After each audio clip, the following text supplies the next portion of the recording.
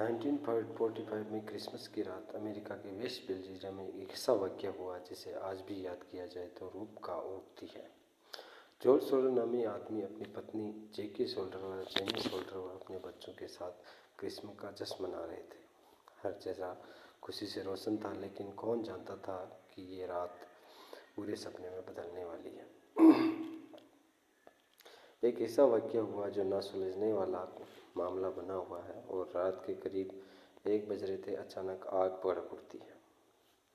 दोनों पति पत्नी अपने बच्चों को लेकर बाहर भागते हैं। कमरे में सोए 5 बच्चे हमेशा के लिए गायब हो जाते हैं। ना ही उनकी हड्डियां मिलती है, ना ही कोई निशान। ये वाक़या आग में जलकर मर गए या किडनैप हो गए। आग वाकई एक हादसा थी या प्लानिंग से लगाई गई थी। टेक्निकल पिके में आपका स्वागत है। प्रिय साथियों, आज सिर्फ एक कहानी नहीं बल्कि एक राज है जो हैरान किए हुए है। आइए इस कहानी का एक एक पहलू समझते हैं। चार्ल्स सोल्डर एक हार्ड वर्किंग इटालियन इमिग्रेंट था जो इटालियन डिक्टेटर बेनिटो मुसोलिनी इनके सख्त खिलाफ था। यही वजह है कि वो इटली छोड़कर अमेरिका में रहने के लिए मजबूर था। डिक्टेटर के खिलाफ खुल्लम खुल्ला बातें करते उसके लिए मुसीबत बन सकता था, लेकिन उसने कभी भी डर नहीं दिखाया। अपना खुद का बिजनेस करता था और उसका खुद का घर भी था। इसकी जो पत्नी थी जेमी सोल्डर, वो एक हाउस वाइफ थी और अपने बच्चों को डिसिप्लिन में रहना सिखाती थी। 24 दिसंबर 1945 की रात को सोल्डर के बच्चे अपने नए खिलौनों के साथ खेल रहे थे। रात होती है और पांचों बच्चे सोने चले जाते हैं। कमरे में सोने चले जाते। रात के करीब 1 बजे घर में धुआं महसूस होता है। पत्नी देखने जाती हैं तो किचन में आग लग चुकी है, लेकिन अपने 4 बच्चों के साथ बाहर निकलते हैं, लेकिन ऊपर कमरे में सोए 5 बच्चे अंदर ही रह जाते हैं। जॉर्ज ने उन्हें बचाने की हर मुमकिन कोशिश की। जब सोल्डर ऊपर की विंडो की तरफ भागता है तो उसे क्या देखता है कि सीढ़ी अपनी जगह से गायब थी। लेकिन जॉर्ज ने अपने ट्रक का इस्तेमाल करके खिड़की तक पहुंचाए, लेकिन जब अपने ट्रक को ऑन किया तो ट्रक स्टार्ट नहीं हुआ और दूसरा ट्रक भी काम नहीं कर रहा था। जो लोग वहां मौजूद थे उन्होंने अग्निशमन वाहन को कॉल करने की कोशिश की, पर बदकिस्मती से कोई भी जवाब नहीं मिला। जब किसी तरह से फायर जीप से संपर्क हुआ तो फायर ब्रिगेड हादसे के 7 घंटों के बाद पहुंची। सभी को लग रहा था कि किसी वजह से घर में आग लगी है, जिसमें 5 बच्चे जलकर राख हो गए थे।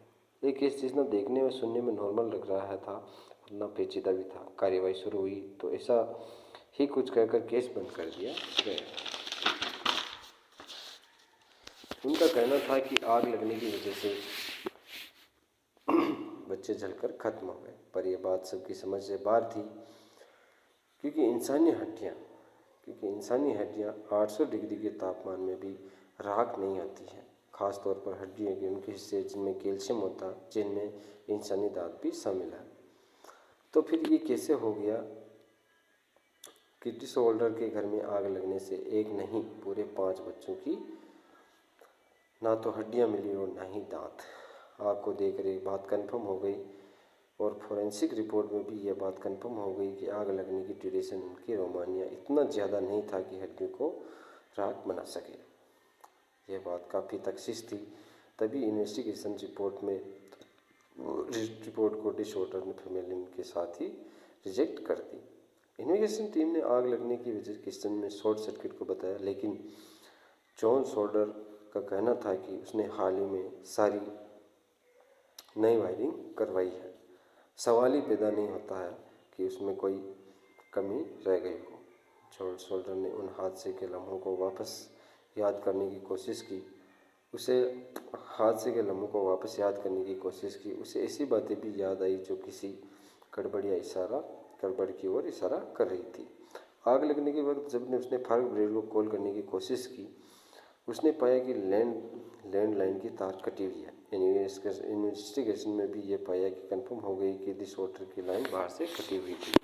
क्योंकि फ़ोन लाइन कटने, टूटने और उसकी फिनाइलिंग अलग अलग हो दिखती है, लेकिन फिलाइल के काटने से काफ़ी शोल्डर होता है।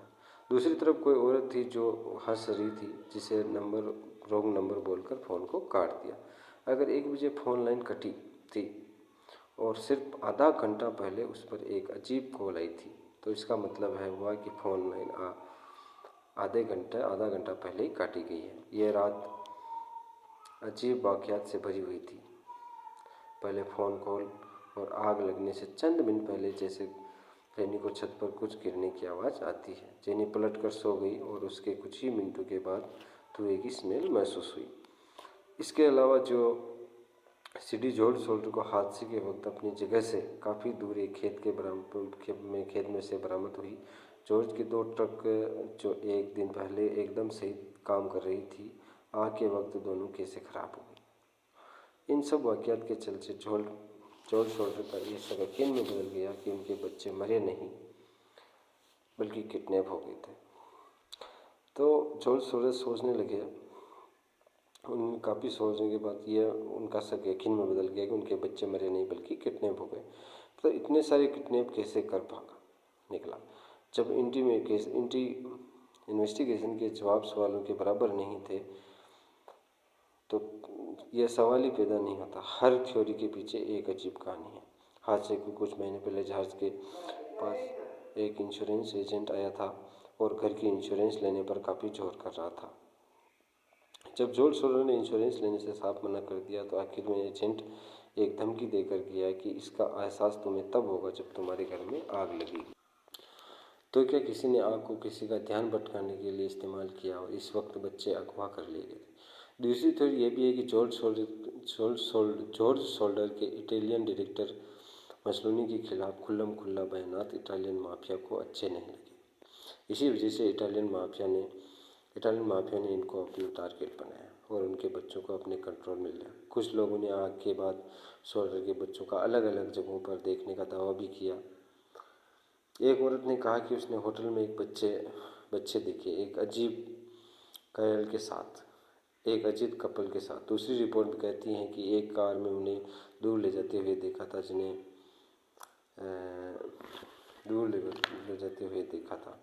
जिन्हें मुँह उतनी बातें। ये बात कंफर्म हो गई कि डिसऑर्डर के बच्चे आग की वजह से तो नहीं मरे, तो आखिर गए तो गए कहाँ। 1 साल बाद कुछ नए सवालात सामने आए थे। इन्वेस्टिगेशन टीम ने जिसने आग लगने की वजह शॉर्ट सर्किट बताया था, वो गलत साबित हुई। न ही इन्वेस्टिगेशन में सामने आया कि आग को जानबूझकर लगाया गया था। उस वक्त एक बस ड्राइवर वहाँ से गुजरता। उसने बताया कि कुछ लोगों को बाहर की तरफ कोई चीज़ फेंकते हुए देखा था। कुछ महीने जब बर्फ पिघल गई तो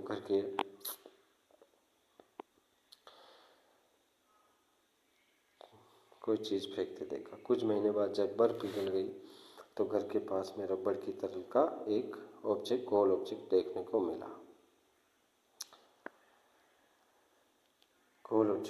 को मिला, जिसे पाइनएप्पल बॉल भी कहा जाता है।